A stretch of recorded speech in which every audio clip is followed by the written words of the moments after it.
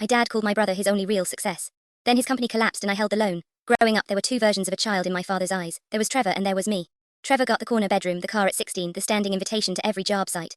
My father, Raymond, built a mid-sized construction firm from a single truck, and from the time Trevor could walk, Dad introduced him as the future of Coleman Building. I was introduced, when I was introduced at all, as my daughter, the quiet one. I wasn't quiet, I was just never asked. When I said I wanted to study finance, Dad laughed and told me numbers on a screen weren't real work like Trevor was learning. When I earned a scholarship, he skipped the ceremony because Trevor had a bid meeting.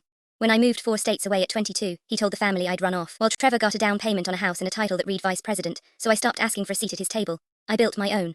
For 12 years I worked in commercial lending, then started a small firm that buys and restructures distressed business debt.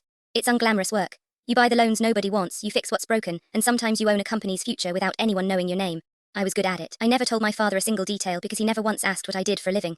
Trevor, meanwhile, ran Coleman Building the way Dad trained him, on confidence and handshakes. He overleveraged on a development that stalled. He missed payments.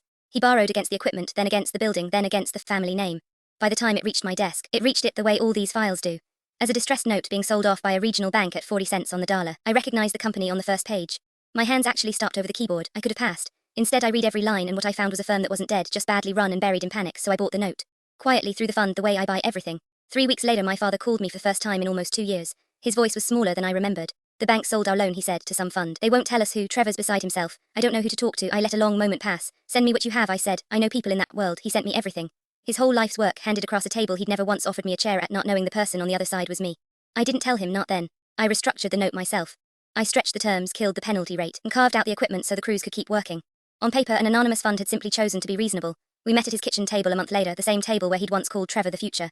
I brought the paperwork. He read the new terms twice, then looked up with an expression I'd waited 36 years to see and never expected. He needed me and he knew it. How did you get them to agree to this, he asked. I own the fund, Dad. I said quietly, no triumph in it. I've owned it for 6 years. Trevor went white.